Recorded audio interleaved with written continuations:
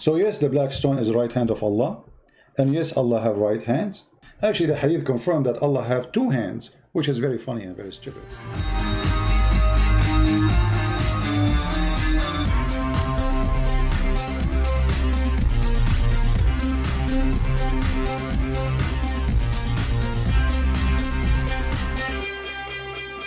Hello everyone, and peace of Christ all of you. Please invite your friends and let us share this topic together. Now, I'm not going to play the video of this lady in the screen. However, I have a link down there. You can watch it. Supposedly this lady, she claimed that when she was 15, she was doing Hajj with her family in Mecca. She was sexually assaulted. One grabbed her bum, and the other one he grabbed her breast.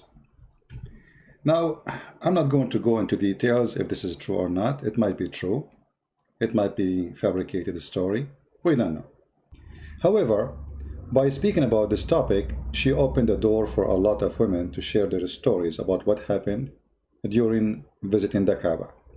So they make a hashtag in Twitter, the mosque me too. So speaking about women going to the Kaaba and get sexually assaulted during the Hajj. And look like there's a lot of women, they suffer from the same problem when they go to Saudi Arabia to practice the Hajj. But here the question is, why a woman, she want to go to such a place? Don't you know that in such a place you can get sexually assaulted? Look at this. This is a place have tens of thousands and small tiny square, especially during the Hajj. 5,000 people get killed by stepping in the top of them in one of the years in the Hajj, not long time ago. So why you want to go there? Why somebody want to take his daughter, she is 15 years old, to such a place? I don't understand the logic. So today I'm not going to really read and discuss the articles and those posts in Twitter about women speaking about what happened to them in the Kaaba, but we will discuss something more important. The tradition of the Kaaba is the tradition of sexual assault. Look at this. Look at this madness. So the problem is not that there is a perverted man, he touched you. The problem is that we have a religion, which is garbage religion, making things worse. This is the best place to spread corona. This is the best place to spread sexual assault. Someone might say, well, there's some Christian priest, they do the same. They do like they are child molester, or even some maybe they do bad things with women. This is true.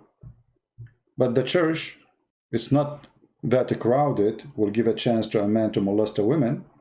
And if a woman, she got something happened to her, she can report this guy and expose him, and everybody will spit in his face. But in such a place, how you can report anyone? This God who come with this idea that we have to do Hajj, don't he knew that time will come when we will become billions? But going back in history, we should know that the Hajj always was a sexual practice. As an example, if we go back, we will notice that Muhammad, after he took Mecca, took him very good time before he announced that nobody can walk around the Kaaba naked. And what kind of religion was a practice around the Kaaba where people go totally naked? What is exactly they used to worship in this Kaaba? And here we go back to the roots of this religion. This is a very sexual religion, where women, they used to go around the Kaaba totally naked, wearing nothing. And women who have their own request from Allah, the biggest God of the other gods, Allah and Akbar, if she have request, like let us say a woman, she want to have babies, but she have a problem, she cannot have babies. So when they have their period, they go around the Kaaba, and then they stand in the front of the black stone, and they touch their private part, and then they take the blood from their private part and they place it inside the black stone. And then the man, he come after that, and he insert his private part inside the black stone, and praying to Allah that the woman, she will get her fertility. In other words, we can say that Allah is another version of Baal, the god of fertility. Actually, if you go in the Quran, you will notice that Allah, he was in competition with Baal, for he is claiming to be the god of fertility. And Allah, he claimed that he's a creator, and Baal is a creator, but Allah is the best of the creators. So if you go here, you will see chapter 37, verse number 125, it says, will you call upon Baal and forsake the best of the creators? Look what happened here. Baal is the god of fertility. And the Arab believe that Baal is the one who will give them babies. Allah is in competition with Baal. I am the one who give you babies. I am the best of the creators. And by acknowledging that he is the best of the creators, that means he acknowledged that Baal is a creator too. So he is the best of what? The creators. Okay, how many creators we have? He just named one for you. Allah acknowledged that Baal, aka Muhammad, acknowledged that Baal is a creator, but he is upset because how you call upon Baal when I can do better? So the god of fertility is very well embedded in the cult of Islam. It's just a competition between two gods. If we go actually to the black stone itself, we will find that the black stone itself is made in a shape of a vagina, presenting the purpose of the black stone. This is the black stone, as you see. And you can tell right away that there is something wrong with the shape. I mean, what this shape is about? What is this? This is a pure sexual stone. The same as the Hindu, they have a sexual stone for the male and female organ. Islam have a sexual stone, and in this scenario, it's for the female.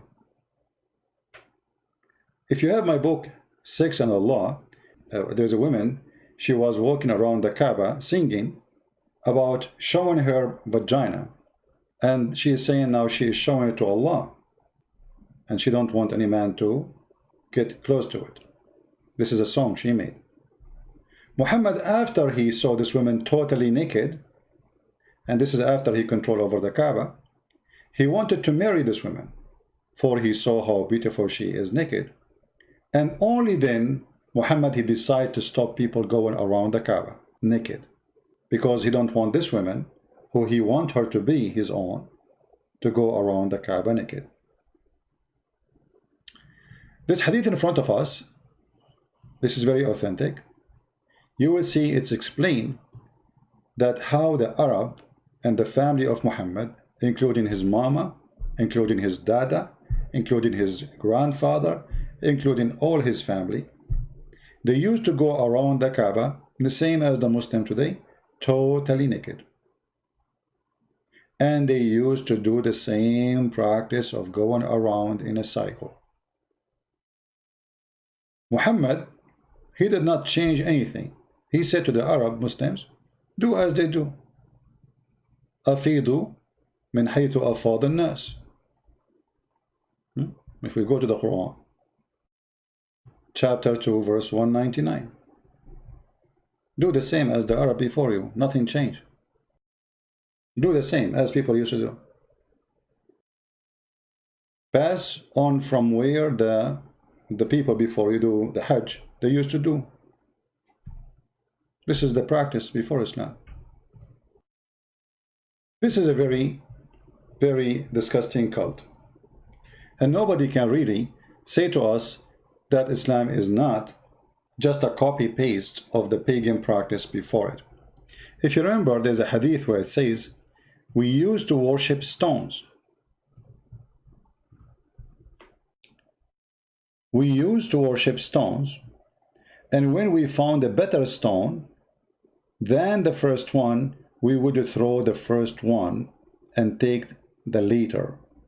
But if we could not get a stone, then we could collect some earth dirt, and then bring a sheep and milk that sheep milk over it and perform tawaf going around it. The same. This is the same garbage. You see, they say to you, this is Abrahamic. I mean, what they say? What Abrahamic? We used to worship stones. This is a person from the time of Muhammad. He witnessed what they used to do before Muhammad came. So what Muhammad did, nothing. The same stone, the black stone, which they finally agreed to worship and to bow down in front of it and to believe it's holy, is adopted by Muhammad. And Muhammad now doing the exact same pagan practice, going around the stone, bowing in front of the stone and kissing the stone. And then Muhammad, he claimed that touching those stones can erase your sin. It was narrated that a man said, "Oh, Abu Abdurrahman, why do I only see you touching those two corners?" He said, "I heard the Messenger of Allah saying, touching them erase sin." Do we need more proofs that this is a pagan ritual practice of a man he have nothing to do with God? How we touching stones, that will erase our sin. Even Muhammad, he go farther. He claimed that the black stone is the right hand of Allah. Muhammad even claimed that the black stone is going to have eyes and mouth and is going to witness for the Muslim in the judgment day. The Messenger of Allah said about the black stone, by Allah will raise it on the day of resurrection with two eyes by which it sees and tongue that it speak with testifying to whoever touch it in truth. So the Muslims believe that this black stone is a living stone. In different hadith, Muhammad, he says it is the right hand of Allah. Actually, as long as I mention this, let me see if I can find the reference so Muslim will not say, how come he did not show this hadith? You know them. We show all the reference, and yet they say he's lying. And for sure, the Muslim, they will say to you, oh, this is not accepted hadith, etc. As usual. Here we see the reference. The book is Majma' al-Zawaid, volume number 3, page number 242. Here it says, Al-Hajar al-Aswad, Yaminullahi fil ard. It is the right hand of Allah in earth. And the other hadith it says, هو يمين الله عز وجل يصافح بها خلقه. So it is the right hand of Allah. He shake hands with it, those who He created them. You know, and he is saying here that this hadith, the last one, is sahih, for it is, and the men of the hadith are trustworthy. The first hadith, the one it says the black stone is the right hand of Allah on earth, is rejected. The other one, which is reported by At-Tabarani, where it says it is the right hand of Allah and He shake hands with it, and then he says, and this is reported in the book of Majma' al-Zawaid, page number 3, verse page number 242. And the one who reported this hadith, Abdullah ibn al-Mu'ammil, and he is trustworthy, and Ibn Hibban said he might make mistake, you know, but all the men in the hadith are trustworthy and sahih. And always, you know, you need to ask yourself, those things, they don't come from the middle of nowhere. Obviously, there's roots of them to believe that the black stone is the right hand of Allah. I mean, how, regardless if it's true or not, how they come to this conclusion. You know what I mean? As we say, there's no smoke without fire. I mean, when you have a smoke, you have a fire. Obviously, something is burning. And the Muslim cannot reject that Allah, He have hands. Like as an example, if you go in the Quran, you will see the Muslims always, they come with their own false translation, and we can give you many examples. Like the Quran, many places it says Yaday Allah, the two hands of Allah. The two hands of Allah. In the translation, they don't put the word two hands of Allah. They put authority, they put, I mean, they put everything except the word which is speaking about the two hands of Allah. As an example, if we go, believers, don't push yourself forward in presence of God and his messenger. Okay, nothing here mentioned about hands. Anyone see the word hands? We don't see it. No hands, nothing. If you read by yourself from now until the coming year, you will not see the word hands. What happened to the word hands? Let us change the translator. I will do it in the front of your eyes.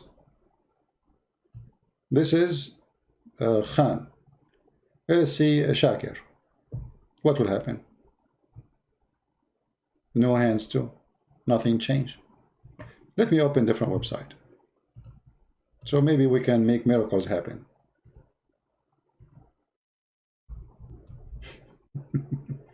You see how hard our mission is?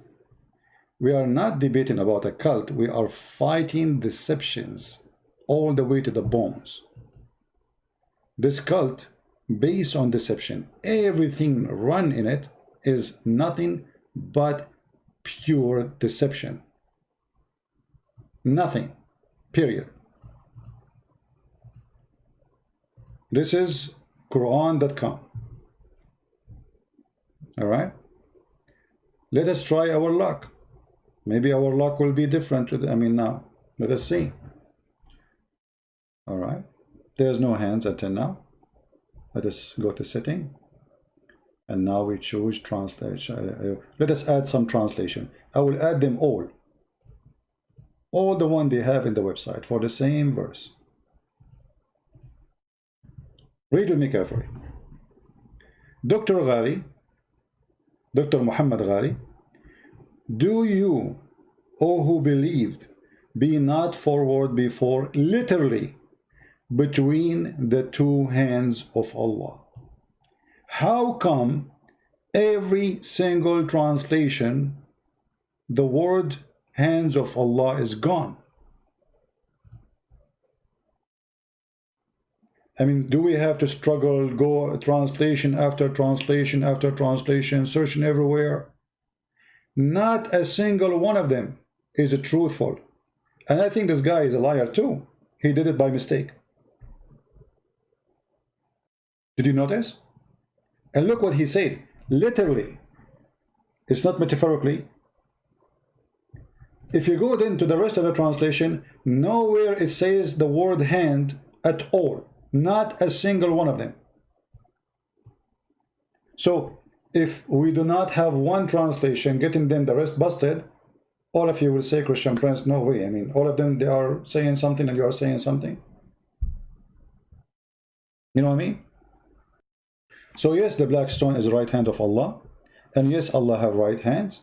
Actually, the hadith confirmed that Allah have two hands, which is very funny and very stupid. Both hands of Allah are right. Do you see it? And both of his hands are right hands. So when we talk about the cult of Muhammad, we have to remember that we are fighting deception, lies, sexual religion, 100%. You see, all of Islam is about sex. Black stone is about sex. The Kaaba is about sex. As-Safa and Al-Marwa, you remember As-Safa and Al-Marwa? It is a sexual practice of Hajj, where they have statues for a male and female, one in a small mount and the other one in the other mount, facing each other. And the Muslim, they go between them, which is a status for a male. He have sex with the female inside the Kaaba. And the Arab, especially Al-Ansar, they used to worship them and go between them. And Muhammad adopted the same story. So when you want to complain, as we saw this woman, she's complained about sexual assault in the Kaaba.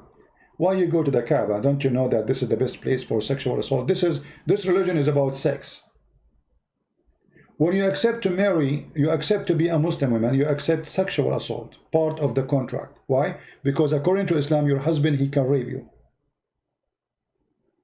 Islam allowed the man to beat you. By saying I'm a Muslim, you accepted the terms and the conditions.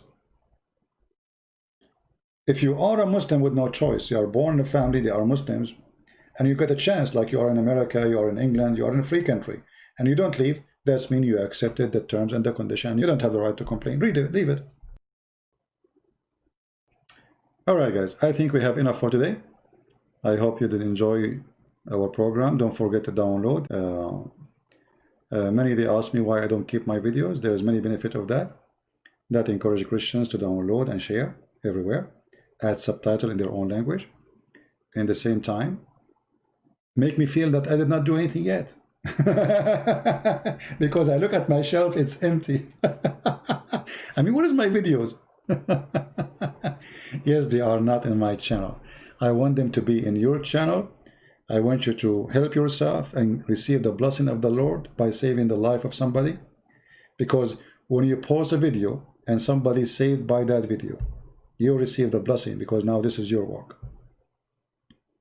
When you add a subtitle in your own language, in your own country, and people, they watch it and they learn from it, and you never know who you save, you receive the blessing. Without even knowing, but the Lord, He knew. Maybe you do not know, you save the life of who? But trust me, the Lord, He know what happened. The Lord, He knew that it is you who took a video, took from your time to download, to add subtitle, to do whatever editing you need to do. You did work, and this is your fruit.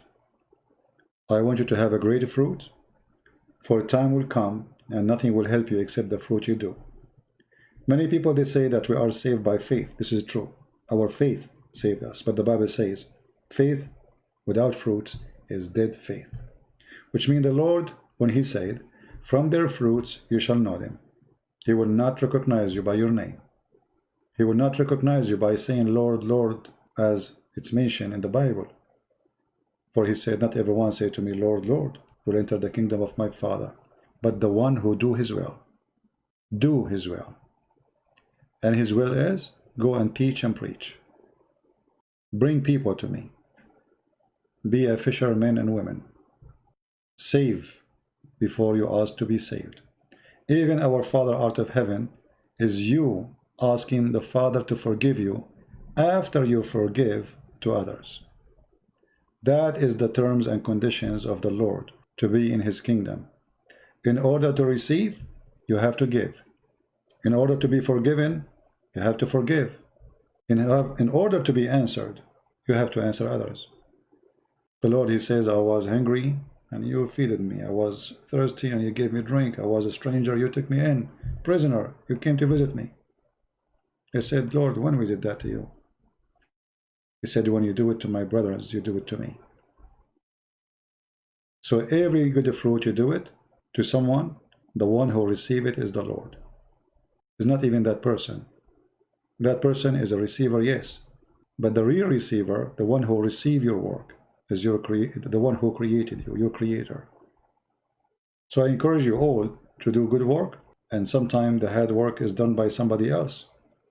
Like now, my work is so easy compared to what Paul and Luke and Mark and all the great disciples they did. They paid their life. They crucified them upside down. They did feed them to the animals to eat them alive. So we cannot compare really what we are doing to what is done by the great Christians before us. Can we do little of what they did? Just little?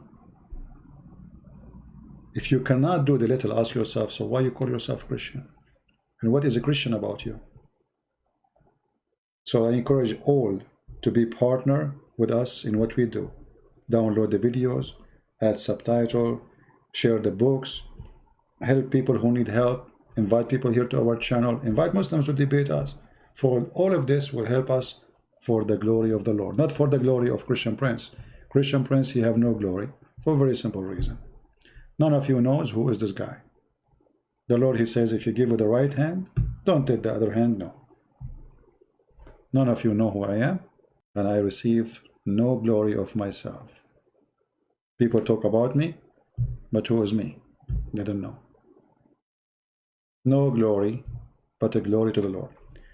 I want to say thank you all, and I want to say thank you for those who support us by donation too. We appreciate you. And again, reminder, if somebody contact you, ask you for donation in my name, never send any money in my name to anyone. I don't have PayPal. I don't have any other account besides Patreon, the one you see on the screen. and I will not send you text messages or in Skype or anything to ask you for donation. All my work is for free. Those who donate, they are not receiving a special treatment. My books is for free, and all my work is for free. So donation is just to support what I do. It's not a privilege for those who make a donation. It is good people who believe that they should support me, and they do. But we don't treat them differently. So if you are a poor person, I invite you to subscribe to Patreon, because who said you have to donate? Most of people who have in my Patreon, they are not donating people. So I invite you to subscribe there, so you can receive update when we will go live, because most of the time YouTube don't even send notification. You don't have to donate a single dollar. You don't need to, unless you love to. Our work is open for all, and I love you all. The poor, the rich, the one he have, and the one he don't have. We are a family, and we are not a business. Thank you for being here. May the Lord bless you. Until we see you soon again. Christ is Lord. Islam is false. And thank you very much. Take care.